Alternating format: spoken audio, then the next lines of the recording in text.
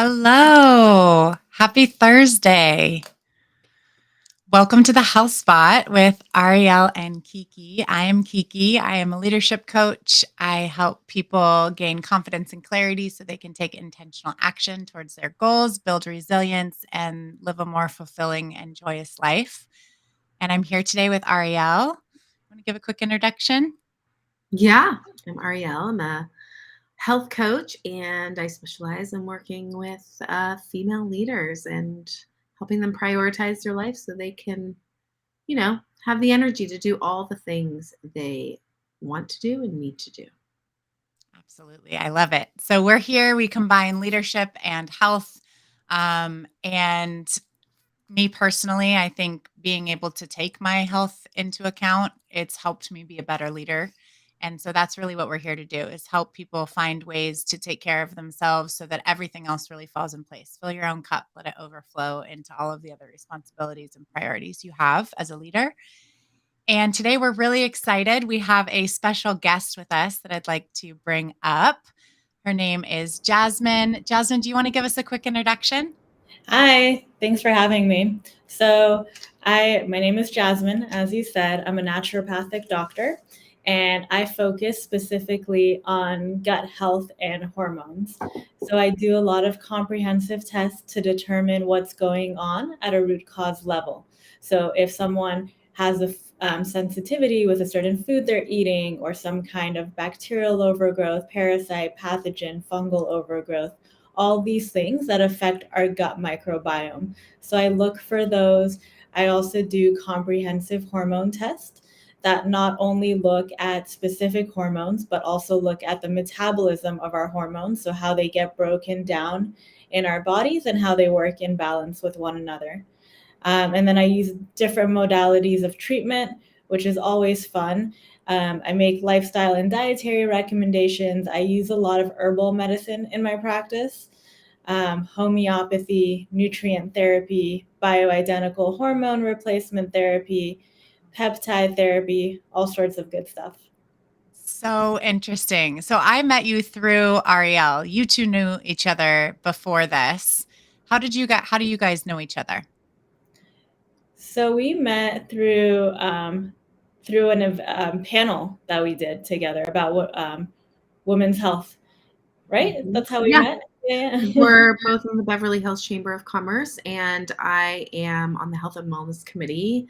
And we did a women's health talk, and that was a few months ago. And I it went really well. We had a great response, and just Jasmine's expertise really stood out and piqued my interest. And so we've chatted a few times and learned more about one another. I've sent clients to her. So I'm really excited for her to share this expertise and knowledge because there's some real golden nuggets in there that I think all women really need to know more about. So, Yeah. I'm so excited. I'm so excited. I feel like we had our little intro call and I learned so much in that intro call that I had no idea before meeting with you. And the first thing I think that would be helpful for anyone that's watching in, I know it was really helpful for me, was when you said naturopathic doctor, I was like, all right, so you're a naturopath. And then it was like, wait, that's a little different. And I was like, okay, what about integrative medicine? And what about a functional medicine doctor? And how all of these things for me are in just one box over there. And you started to kind of help me unpack that box a little bit and understand the differences between these different types of doctors, which I wouldn't know. And so if I was looking for someone, I probably would have set out on the wrong path, not really knowing what I was looking for. So could you start just by kind of giving us a rundown of the difference or clarifying the difference between um, a naturopath versus a naturopathic doctor, and then like integrative medicine and functional medicine and how that all kind of like plays together? Absolutely. So in California, anyone can call themselves a naturopath. So not anyone can call themselves a naturopathic doctor, but naturopath is just like anyone can say that. If you are a naturopathic doctor, you are licensed to treat and diagnose. So you've gone through the schooling, 4 to 5 years. You've done the licensing exams, the 2 different licensing exams. You've worked in clinic. You have taken all those classes, and then you can call yourself a naturopathic doctor. And then there is the other one is functional medicine. So functional medicine is great too, but that one is basically after any kind of, I shouldn't say any kind of schooling, there it is open to like certain people with certain kinds of different backgrounds. But I believe like if you're a medical doctor or you're a DO or you are anyone in the health field like PA, NP or anything, you can take these extra courses and call yourself, it's a certification, and you can call yourself a functional medicine doctor because you learn about various things to treat basically that are more natural, like supplements and things like that. Our schooling is a little bit different because the first couple of years are all the sciences. So you can't change science. Science is always the same. So you learn all the sciences, biology, all of that, physiology, all of that. That's the same in any medical school. And then the last couple of years, you're learning the modalities of treatment. So you learn pharmaceuticals, and you have to know them really well because you also have to know interactions between different herbs that we also learn. We have extensive courses learning herbal medicine, and then we also learn homeopathy, we also learn nutrition, we learn physical medicine, we learn all these other things as well. And then we also do rotations and see patients at the same time. Amazing. And then the other one was integrative medicine doctor, correct? Yeah. An integrative medicine doctor, I'm not exactly sure about like the guidelines of like who calls themselves an integrative medicine doctor, but I believe that to start like it's a free for all, like as long as you're a licensed doctor you can say that. I could be wrong about that one, but yeah, there are so many different types of doctors, naturopaths and things like that, and it's good to differentiate between them because also like if you go to a naturopath that's not licensed, they can't really run those specialty tests.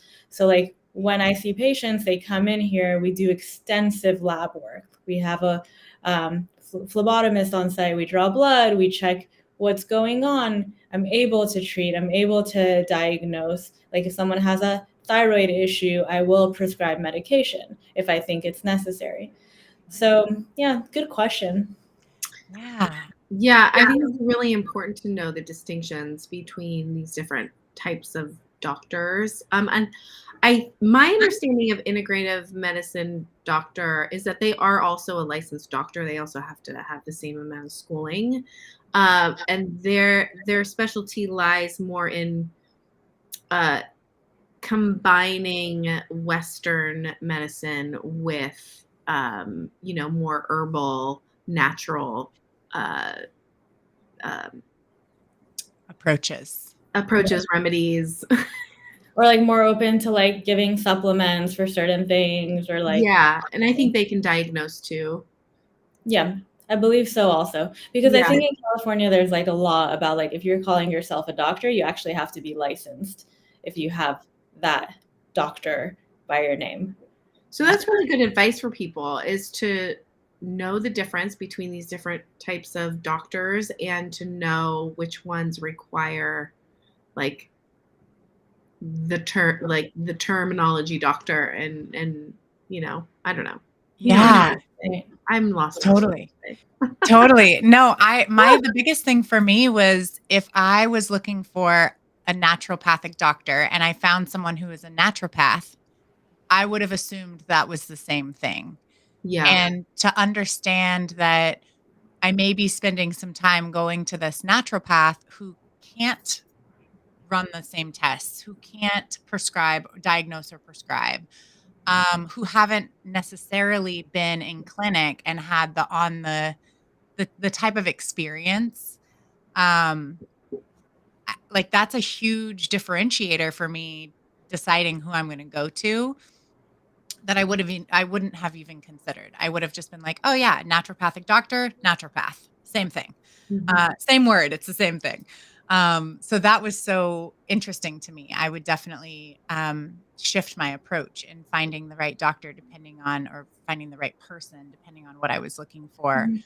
and what I was going through, which kind of leads me to my next question, which is like, why do people come to you? Like, what are they typically presenting with, or what are they struggling with? What are the challenges that they have when they come to you? Um, and I would love for you to talk a little bit about mold as well, because you like blew my mind when you started talking about different types of mold, different diseases or issues or challenges that people tend to have around mold, and how that kind of was a natural progression. You've kind of become a little bit of an expert in that space. That was very interesting to me as well. So, kind of two questions in one. I hope that wasn't too confusing. Like, why do people come to you? Talk about mold. Yeah. Well, it relates because I do see a lot of mold related illness. But so there's a few different reasons people come to me. So anything that has to do with the gut. So a lot of times patients will be diagnosed with IBS, but like, what is that? Right? Like, it's kind of just like, we don't know what's wrong with you. You have IBS, you're bloated all the time, you're gassy, you're constipated, or you have diarrhea, or whatever it is that's going on with you GI wise. And we can't figure out what it is. You're just always uncomfortable. So they will say like, okay, you have IBS. So I get those patients a lot. And that's when I do a lot of those comprehensive tests that I was talking about. Looking at the foods they eat, looking at their gut microbiome and all of that. The other reason people come to me is anything, so men and women, anything that has to do with hormones. So whether it's hair loss, whether it's PMS, whether it's perimenopause, menopause, issues with libido, testosterone, all of that.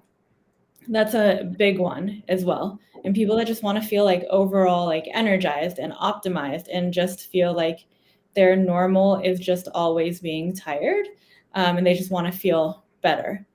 And then the other like little subspecialty I'll say that a lot of times I'll see patients that have mold related illness. And the way there's a lot to this, but kind of the way that I got into this was in the beginning of my practice, I was seeing a lot of women that had breast implants and they had breast implant illness. So for whatever reason, they reacted to the breast implants that they had.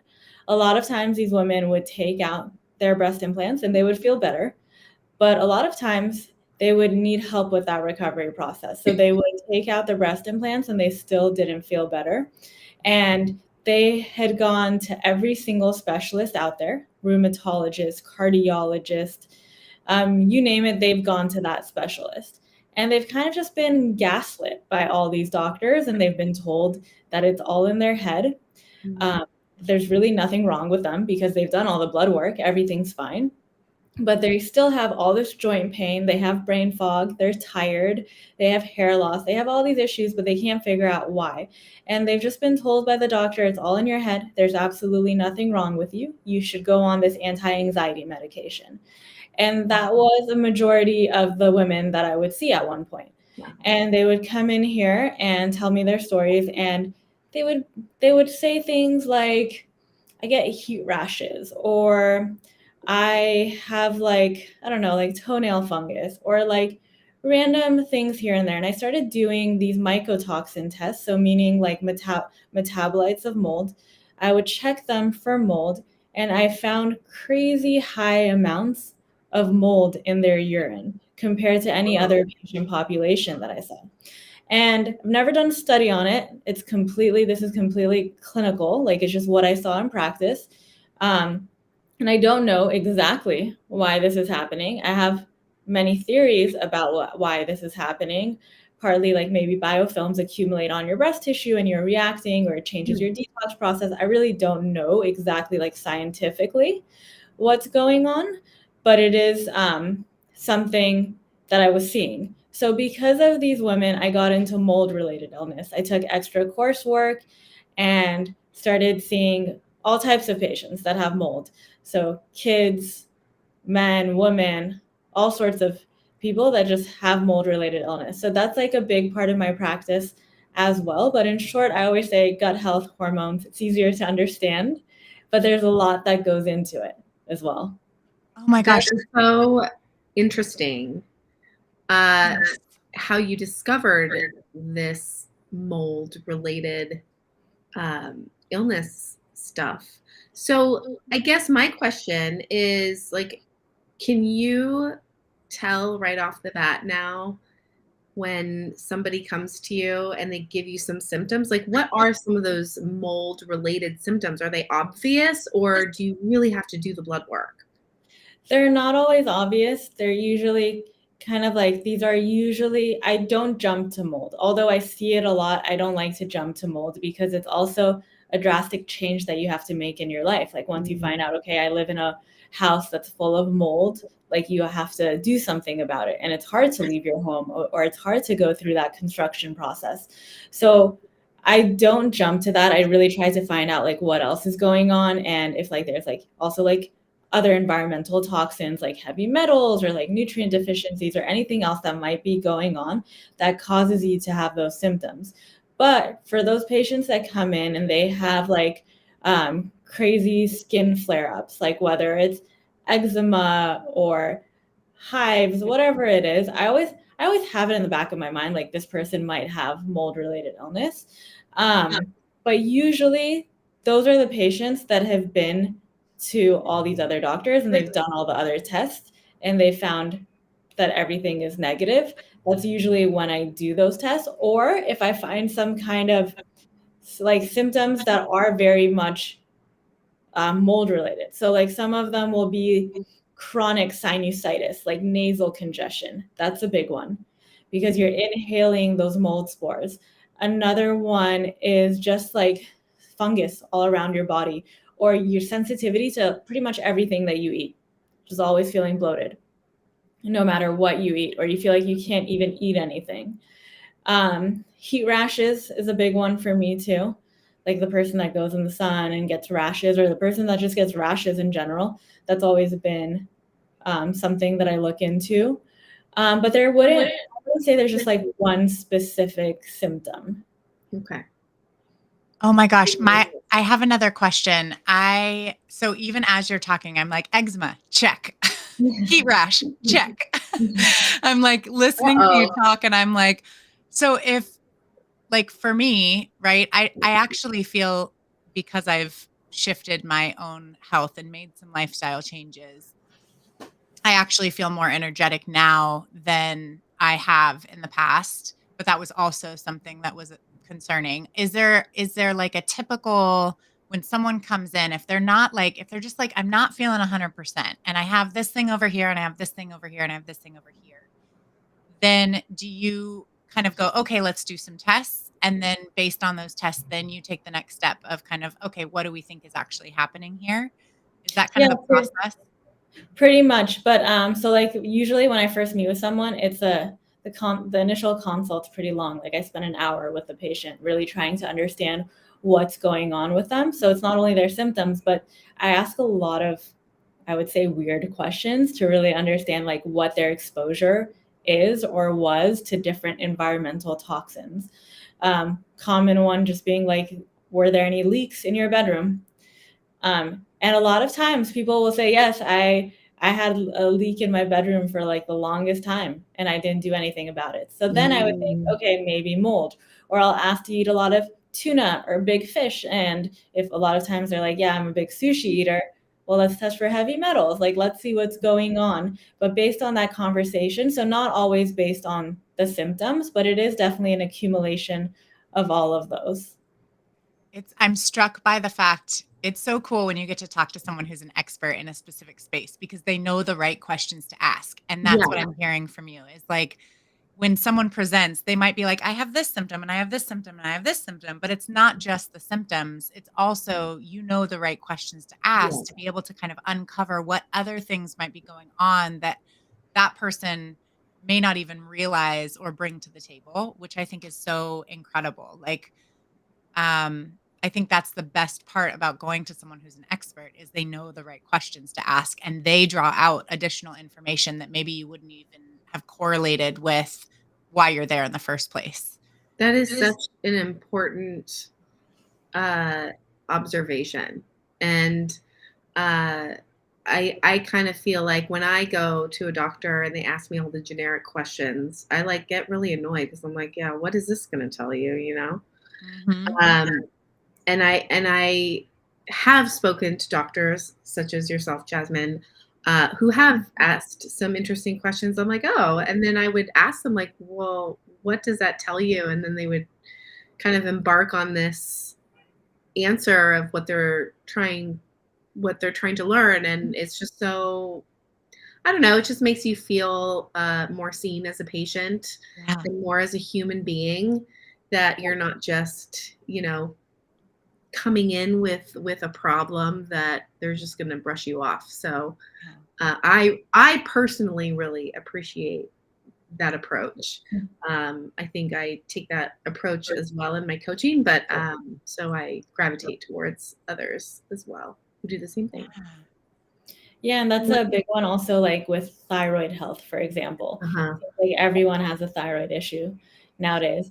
A lot of my questions have to do with thyroid. Like, do you have brittle nails? Does your hair fall out easily? Do you have dry skin? Do you have anxiety? Are you constipated? Do you have loss of hair on the outer thirds of your eyebrows? And I always get like, why are you asking me this? And I'm like, I want to see how much I want to dive into your thyroid health, because usually when you just go in for your annual visit to the doctor's office, they'll check just like one thyroid marker, your TSH, but they're not checking those other ones to see if your thyroid is properly converting from T4 to the active form of T3, or what your reverse T3 looks like, or if you're what is going on with your thyroid just like overall, or if you have an autoimmune thyroid condition or not. So I ask a lot of detailed questions like that, just to really understand like what labs do we want to do. Yeah. That's another thing too. I've totally been to doctors and they're like, "We'll just run all the labs." And then you go in and you go to get the labs done and it's like, "It's going to be thousands of dollars." And you're like, "Gah, they didn't even ask me any questions. They just wanted to do everything." Right? I love like there's a lot of active listening that I'm hearing in this as well, of like listening to the patient and what they're presenting with, asking the right questions to then draw out any additional information, and then making a decision of what would actually be most useful and where to start versus let's just do all the tests right away. I'm not going to listen to you. I'm just going to test you in all these different areas. Like I love the initial consultation being so um you're like an investigator. You're like investigating the human and figuring out like what's around this corner and what's around this corner and what are all of these things and how do they all fit together. It's just such a wonderful approach. I definitely agree with like feeling heard as a patient. Like that's such a great way to start a relationship with a patient. Yeah. So cool. Um, Another thing that we talked about when we were all chatting together the first time I met you, we were talking about genetics and how genetics kind of play into what someone is experiencing. And you guys have both talked about this a little bit, both being in health, like having someone present and say, well, it's just in my genetics. My mom deals with this, my dad deals with it. And it's almost like this acceptance of like, this is just who I am. My husband has done this, by the way, where he's like, I have higher blood pressure. And he's like, my mom, when she turned 40, had blood pressure issues. My brothers, when they turned 40, had blood pressure issues. So now that I'm 40, I just accept that I have blood pressure issues and I'm just going to take medication forever. And I'm like, but wait, even though you're predisposed, that doesn't necessarily mean, right, that you can't treat it in other ways or make some lifestyle shifts. Like if someone has certain genetics, does that just mean that they're just going to have to deal with that? Or like, how do you think about genetics? How do genetics kind of play out in your work? Yeah, I would say no way. So if you have certain genetics, like that's great. It's good to know. But there is so much more that you can do. Like let's say you have, like speaking of thyroid, let's say you have a family history of thyroid issues. A lot of times, like people will come in here and like their whole family has Hashimoto's, hypothyroidism, so they just believe that they will have a thyroid issue. Um, yeah, you might be more likely to get a thyroid issue, but not necessarily. And there's a lot of things that you can do, lifestyle changes to better um, change that so that you don't get that thyroid issue. So you're lucky that you know that about your family history, because a lot of people don't know that. But there's the environment that you're in, what you're exposed to, what you're eating on a daily basis, your stress level, how you cope with stress is huge when it comes to anything related to your hormones. Because if you are exposed to like endocrine disruptors, so meaning like environmental toxins like heavy metals, like mercury being the most common one, I would say. Like so many people have like high mercury, they find out, they bring it down, but those are all endocrine disruptors. Those throw off your hormones. So if you have the genetic predisposition to have some kind of thyroid issue, but then you are eating all of this food that's high in mercury, and you are constantly stressed, and you're exposed to all these environmental pollutants. And for some people, they also believe that gluten also reacts with your thyroid hormone because it throws off the receptor site because it mimics your thyroid hormone. So if you're eating like just like pasta and pizza all day, okay, you're gonna end up the same way as your family members. But if you realize, okay, this is probably not the best thing for me because I have this genetic predisposition, so maybe I'll make these other changes, you're not necessarily going to end up in that same way. Yeah. So I don't believe like yes, genetics play a role. Like they make us more predisposed to certain things. It's why certain people react to certain things. It's why certain people just like get like react to different like environments and things like that. But it doesn't mean it's not a diagnosis just because you have these genetics. It's actually like a wake-up call, like, okay, I come from a family that has all these issues. They have high blood pressure. So maybe what can I do to lower my blood pressure should be the question, because Yeah. I'm more at risk of getting high blood pressure when I turn 40. So what can I do in the meantime to kind of escape that? Yeah. So there's just a lot of like redirecting, but I don't think at all like genetics determines what your life will be. If anything, it's just really the environment and the foods we eat over everything. I have a lot to say on this topic Yes. because I mean, I think this is one of the things that drives me crazy. It's one of those statements that people say to themselves all the time, and it is so self-deprecating. And just, we've talked about, all three of us have talked about how, you don't have to accept the fact that just because you come from this family who's extremely overweight, that you're automatically just going to end up that way. And so, I mean, I have a strong belief system around this, and I love speaking to other experts and professionals who feel the same way.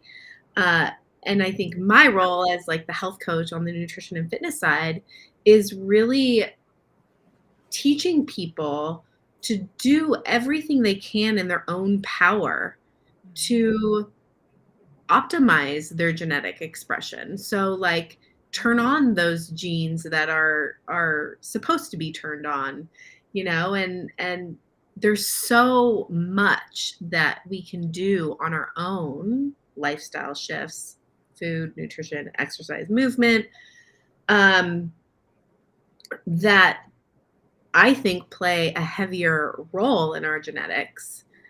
And then, I usually tell people, like, once you master the things you're in control of, it's so much easier for someone like Dr. Jasmine to then say, oh, well, this is why this might be happening. Let's test for this because you're clearly eating pretty well, right? I mean, would you agree, Jasmine, that it would be easier for you to pinpoint a problem and a cause if someone is in control of their diet and their exercise and the things they can be in control of?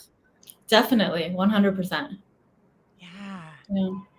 It But also, also, go I was ahead. gonna say, like going back to mold. What's an interesting thing is a lot of times I will this happens a lot actually, that I will get someone coming in here and they'll say, both my parents, so my mom and my dad, have severe allergies. I've had allergies my entire life.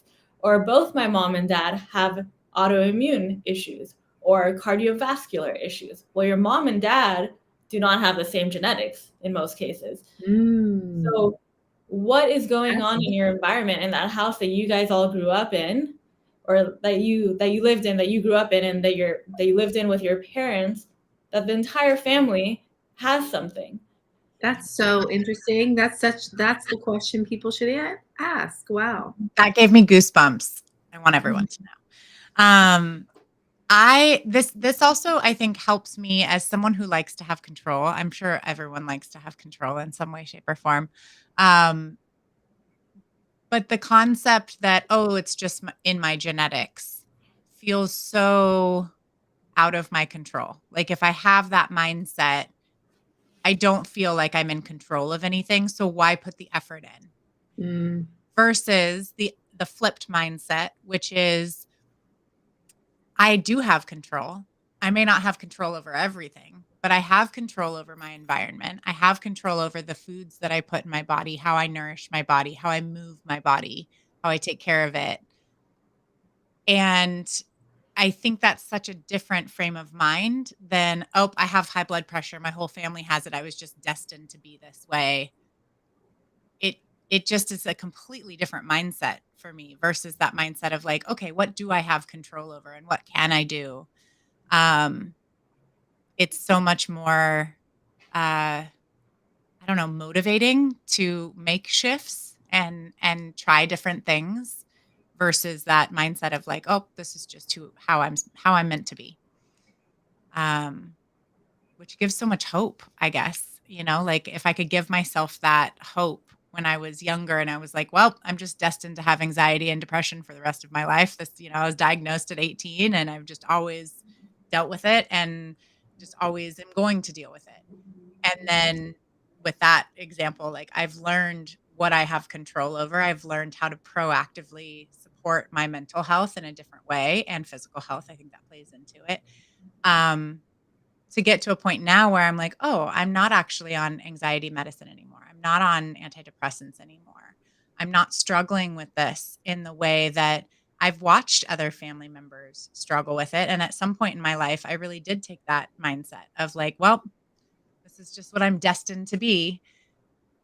I wish I could have gone back and been like, no, you do have control.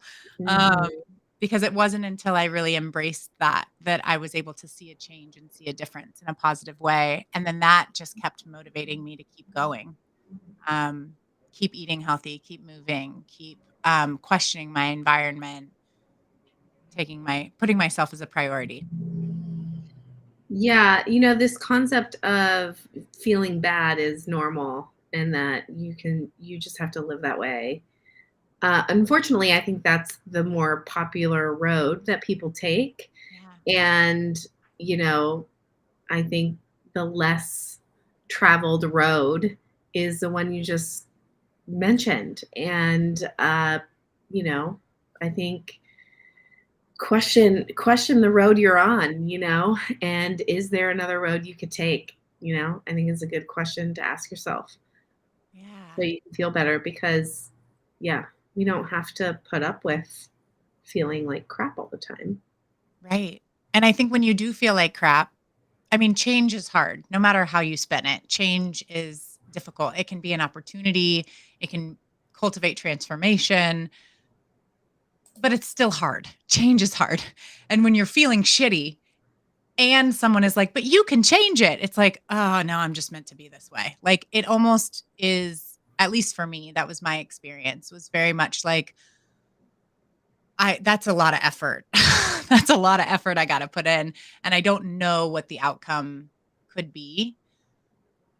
But I think you're right. I think you ask anyone on the street, hey, how's it going?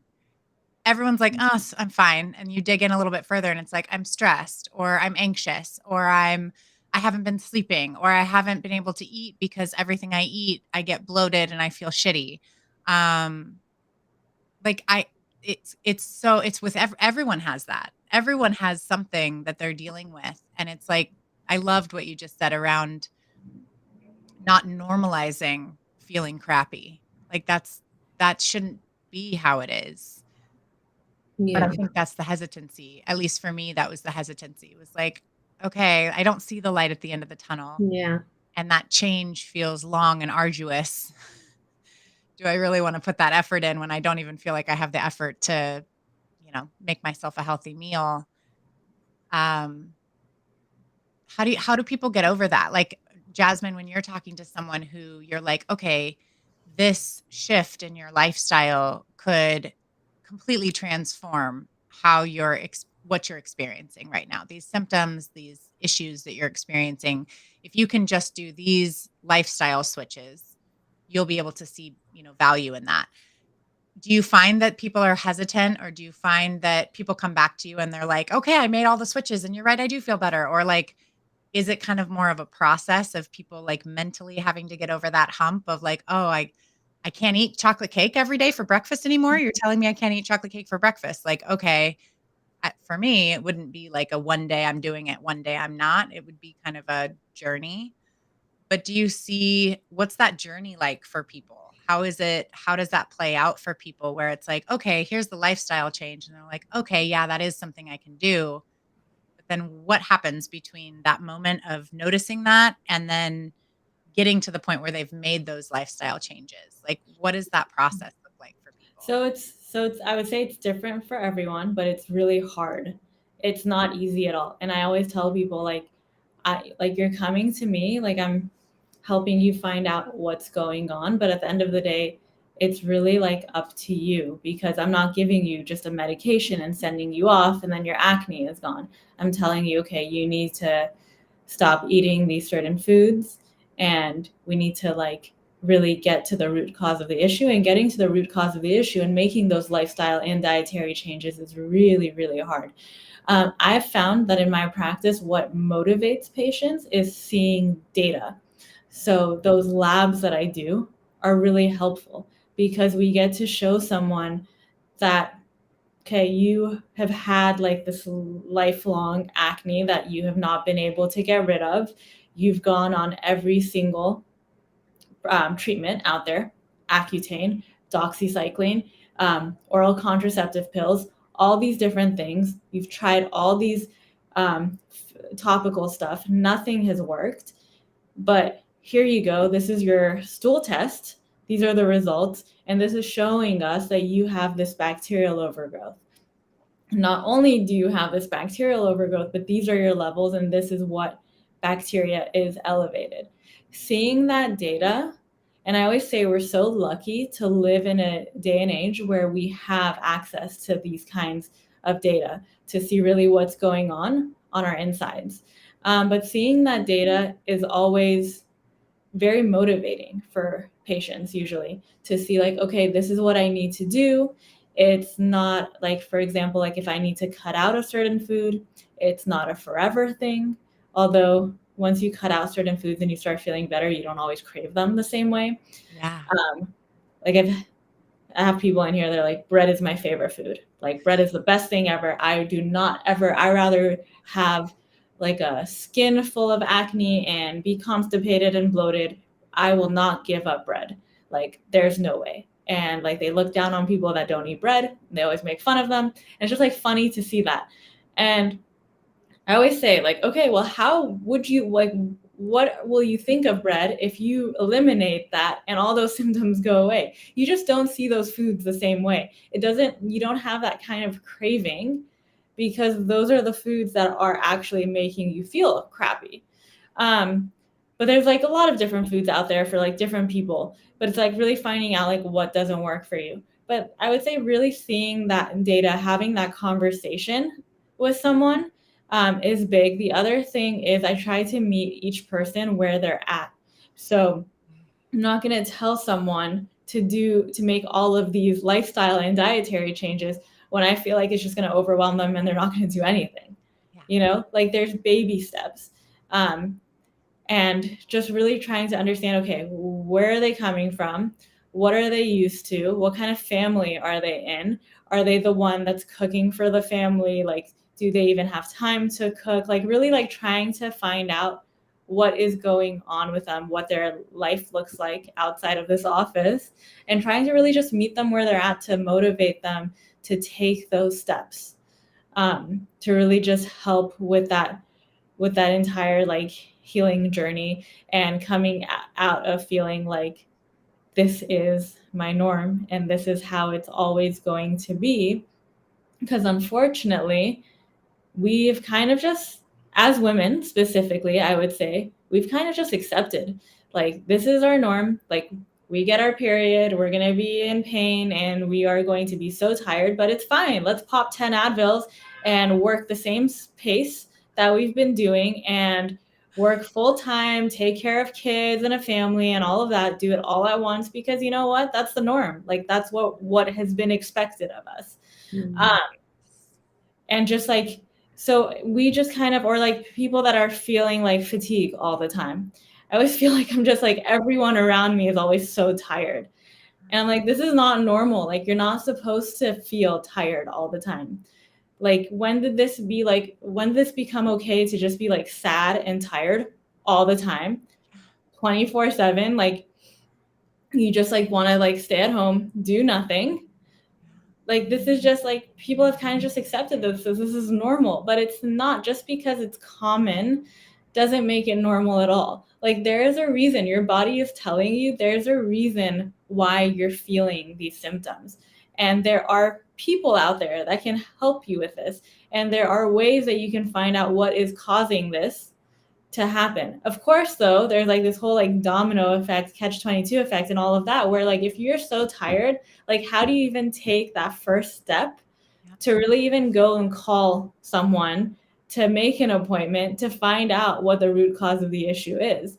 So it takes some time, and I would say it's really not easy at all, but it's so worth it. Yeah, I'm struck with, we've talked about this before, about this concept of wanting a quick fix. Like we live in a world where like you open up any sort of app and there's like, oh, you can lose weight in 30 days or you can do this and overnight, it's like you put this thing on and all of a sudden you don't have wrinkles when you wake up, and it's like these quick fix things versus sustainable lifestyle practices that number one more naturally increase your energy, benefit you in some way. But like you said, it shifts your way of being. Like I just had a coaching session with Ariel and we were talking. She was like, do you feel like you've reached any milestones? Have there been any milestones? And I was like, my kids, there's a little bit of sugar cereal in our house still. Like we always have like one box of sugar cereal in there. And it's usually like something that we'll have as dessert. We don't have dessert every night. And my kid last night poured a bowl of Fruit Loops, and I was like, I want a bite of that. And I've been working with Ariel, like changing my diet, shifting my movement and my workout routine, and seeing so many amazing results. I still was like, I'm gonna eat 2 bites of this cereal. It looks really good. I had 2 bites of it, and I was like, it's so sweet. I couldn't imagine eating a bowl of it. I couldn't imagine. And immediately I was like, ooh, but you know what I do want? I want my tea with a little bit of honey in it. Like I was craving something sweet, but my cravings have shifted. I would have had no problem eating a bowl of sweet cereal at the end of the night. Like that was a typical thing that I would do on a regular basis. But when you make these sustainable shifts, all of a sudden everything becomes a lot easier. Like, yes, on the forefront, it's really hard to make those shifts. And you're not getting just a quick fix, right? You're getting something that's lifelong, it's lasting, it's something you can come back to. Yeah, you might slip out of it here or there. I had 2 bites of Fruit Loop cereal. I did not fall off the bandwagon. I just want everyone to know. But it's such a long-term shift, right? Like, and it becomes easier. It's the same, like resilience. I think of resilience kind of the same way, how you deal with stress, right? If you aren't dealing with stress in a healthy way, you start to make these little shifts. The more you practice it, the easier it becomes, the more resilience you build. I feel the same way in terms of working out. Like working out was just another thing on my to-do list. It was something else I had to fit in my busy day already. I was tired, didn't want to work out. And now it's one of those things where I'm like, ooh, I'm not feeling 100%. Before I take on any of these projects, I'm going to go do a workout and then I know I'm going to feel better. And I crave it. If it's like today's supposed to be a rest day. And I was telling Ariel, I was like, is it bad that I'm craving to do like a yoga class or something? Like I know it's supposed to be my rest day. She's like, "No. It's right after your cycle. You have more energy. Like follow that energy. Learn how to communicate with your body." And on those days, like during my period, when I'm like, "Oh, I'm supposed to do a hit workout today, but you know what? My energy level is down here. Maybe I won't do a hit workout. Maybe I'll do a strength class instead, or I'll do something that is a little bit more low intensity or low impact based on how I'm feeling." But listening to your body and hearing these things of feeling bad, feeling tired, feeling fatigued, stressed, all of these things, and hearing it as a sign from your body or data from your body to be able to say, like, hey, something's not right here. And then having the trust and the confidence and the, um, I don't know, it's like a fearlessness of like, all right, I'm going to start making some of these changes. And I think it's so helpful when you're working with an expert who's willing to help you take those baby steps, because I didn't cut out my all of my things when I first started working with Ariel. We had like very small steps that we took and I was like, that's doable. That's doable for me. It's completely shifted over the last 4 months. What I was doing in month 1 and what I'm doing now is very different, but I don't think have been able to keep a sustainable shift if I hadn't made these small shifts, along the way. And then once I made that shift, it was easier. And then I took on another shift and made that shift, and then it was easier. There's like a snowball effect that I feel like happens once you climb up that initial difficult mountain. Well, you just have to get started, right? And I think, I have this thing called the cycle of chronic everything. And, when you're on that wheel, it's like fatigue, stress, endless yo-yo dieting, and, not sleeping, not working out. Like that's like the cycle of chronic everything. And it is hard to break it. It is hard to figure out, well, how am I going to have time to do this? How am I going to figure this out? Like, you don't have to. Um, and so I think the other thing that I think we're all talking about here is, this idea that it's, everything, most things advertised are the all or nothing approach. And there's no level of customization for yourself in your own situation. So Jasmine, I feel like I do the same thing as you, is meet the person where they're at, most, I would say the majority of people are not all or nothing people. Like, unless you have a specific reason to be all or nothing, like you're an actor and you have to look a certain way in 90 days. Oh, I can get you to do that. And we can do the all or nothing approach and you'll get there and you'll achieve it. But okay, let's be real. Most of us don't live that life. We don't have to, and we shouldn't have to, because it is kind of miserable. But most people approach their health from like a situational standpoint, where it's like, if I just look good for this wedding, for my wedding, if I look good after I have a baby, if I just have this event that I need to look good for, unfortunately, all people do are these all or nothing approaches. And so nothing lasts. And so you're never getting to a point where you really know what you can handle and how you can shift. And so what Kiki has generously shared from our work together is, I do have a gradual process for people, mainly because I've been treated that way too, where I've been told, oh, just don't need that and don't do that. And I'm like, you're crazy. We had this conversation about fruit, right? Yes. A director or some boss told me they saw me eating some fruit. And this is back in the day when I'm working out and dancing like 6 hours a day. And, I got a little pinch in my side saying, you shouldn't be eating those grapes. I'm like, what is your problem? things like that. Yes. What do you know? What do you know? But it can create a lot of anger and like anxiety around that too. And then you have this relationship to what you're doing and how nothing you're going to try is going to work. And that's not the case. It's not the case at all. And yeah, so, and I do want to touch upon, I kind of want to shift the subject. You started talking about it, but hormones, especially female hormones. This is something I have gotten into over the recent years.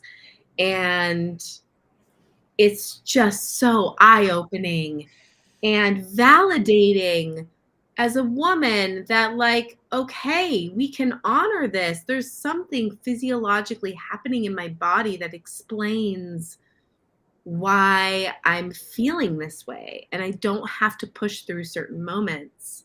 Uh, Jasmine, can you share a little bit about what you see with women and hormones? I know I just sent a client to you because I noticed a shift in her hormones or in her body. Like she's a classic case of, okay, we're doing really well, we're seeing results, and then all of a sudden nothing really changed and it's all gone out the window. And I said, no, we're going to find a solution. We're going to talk to Jasmine. She's going to help you figure this out. We're going to figure this out. And I think more women need to be held that way.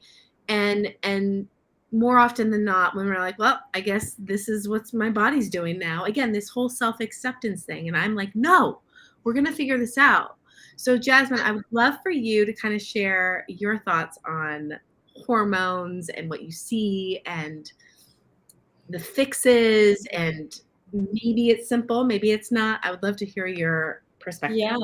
And you know, I can talk about this forever because we did our health panel. It was all about hormones. Yeah. When I was talking, we went into like all the sex hormones and like menopause, perimenopause, PMS, all of that.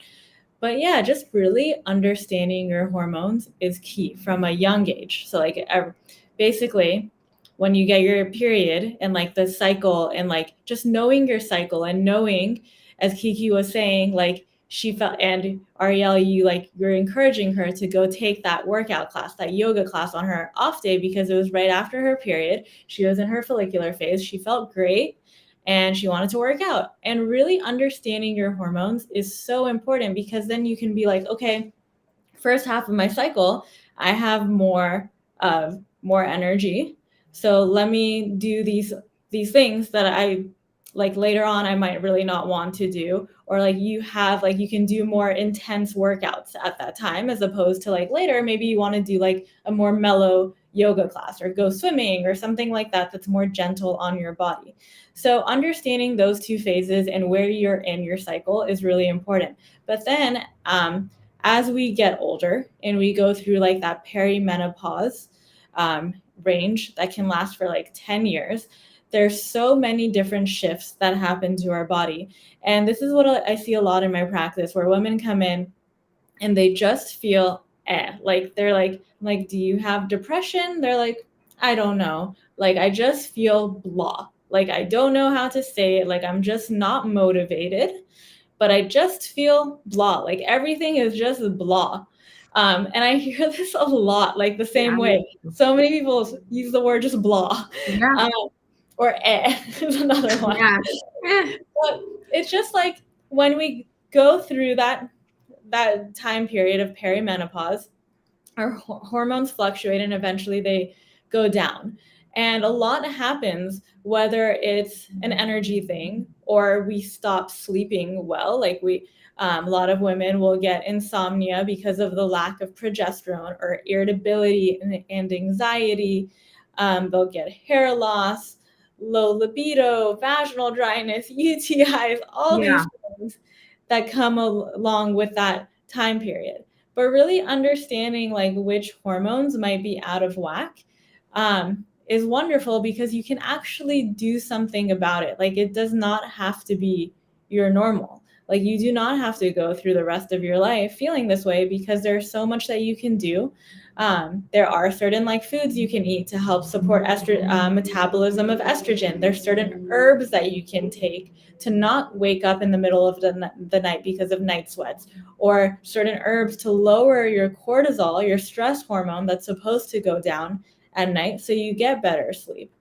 Because by then, a lot of times our adrenals are kind of shut too, because as women, we try to do it all, and our cortisol levels are all over the place because of the stress.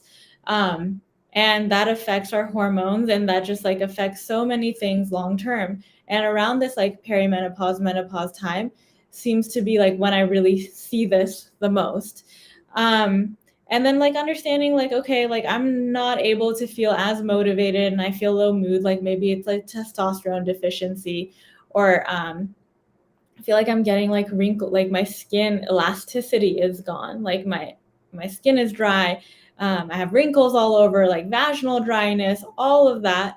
And that can also be like a kind of like a symptom of low estrogen levels. So understanding what your hormones look like play the biggest role in really helping to support those hormones. And of course, there's always like bioidentical hormones, which I do a lot of in my practice, that replaces that exact hormone that your body makes in a very natural way so that you can thrive and feel good.